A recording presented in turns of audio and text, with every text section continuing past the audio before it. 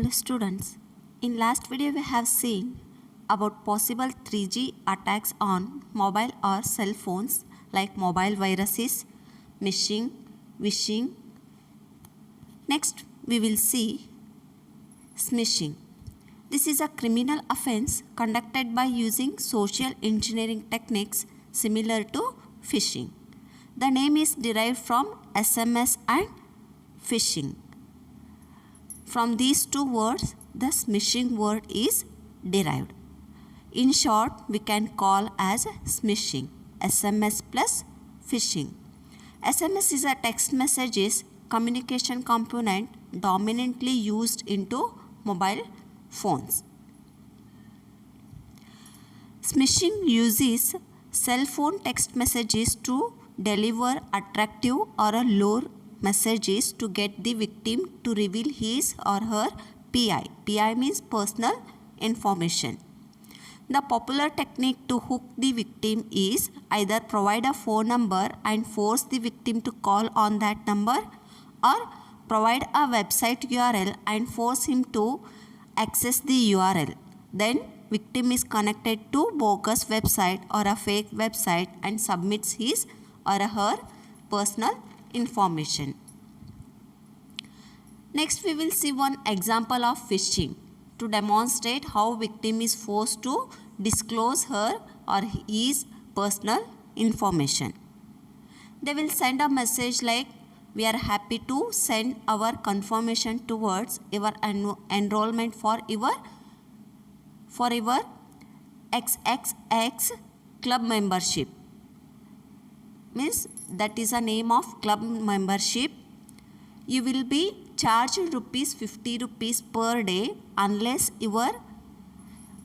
you reconfirm your acceptance of your membership on membership office, and they will provide one contact number.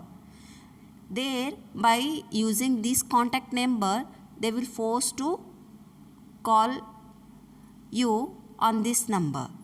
Then they will automatically attract you to get the personal information. Next is how to protect from smishing attacks. They have given some tips. First is, do not answer a text message that you have received asking for your personal information, even if the message seems to be received from your best friend. Do not respond for that, because in some cases he or she may not be the one who has actually sent it. The second tip is, avoid calling any phone numbers to cancel membership or reconfirm a transaction which is not initiated but mentioned in your message. Always call on the number displayed on invoice and or appearing in the bank statement or a passbook. Usually you have to call to this number, where in bank statement or a passbook which number will be mentioned. No, for that you have to call. Never click on a hot link received through message on your smartphone or a PDA. Hot links are links that you can click which will take you to directly to the internet sites, which are bogus sites. Smishing messages may not have hot links, wherein you click on that link and it will download spyware to your phone without knowing to you. Once the software has been downloaded, criminals can easily steal any information that is available on your cell phone and have access to everything you do not on your cell phone. Next is another 3G attack, that is hacking Bluetooth. Bluetooth is open wireless technology standard that is used for communication, that is exchange of data over a short distances.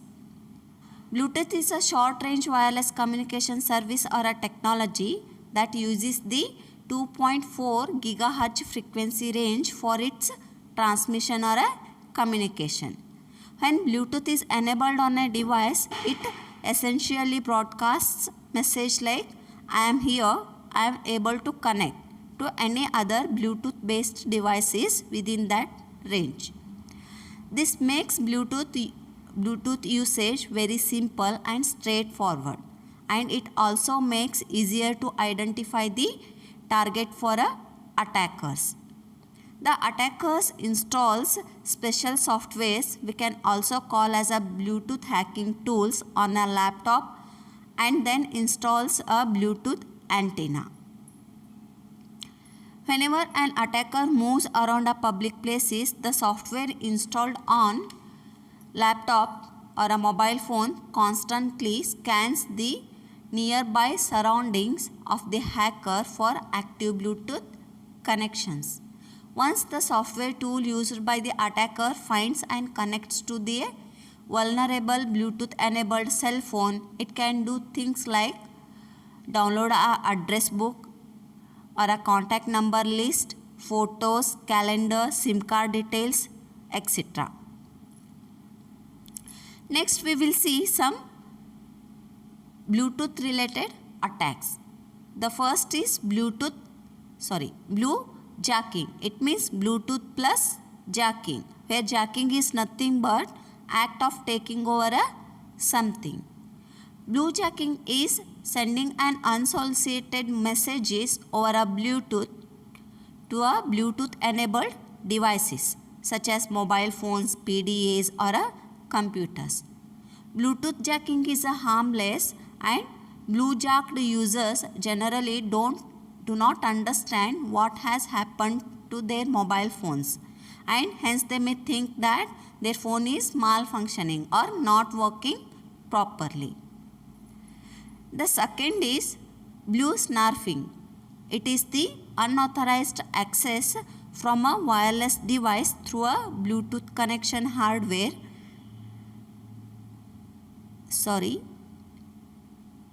It is a unauthorized access from a wireless device through a Bluetooth connection between a cell phones or a PDA or a computers.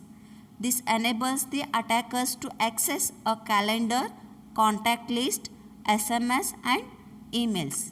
It also enables attacker to access the private pictures and videos which are present in that cell phone. The third is bluebugging. It allows the attackers to remotely access a user's phone and use its features without user's attention. Bluebugging tools have enabled the attacker with the ability to take control of the victim's phone and conducts many more activities such as initiate a phone calls, send and read a SMS, connect to a internet, etc. without knowing to victim. Okay. The next is Car Whisperer. It is a piece of software that allows attackers to send audio and receive audio from Bluetooth enabled car stereo. Further research is going on whether Bluetooth attackers could do anything more serious attacks such as disabling airbags or brakes through these kind of attacks. Okay, these all are the Bluetooth related attacks, the possible Bluetooth related attacks. Thank you.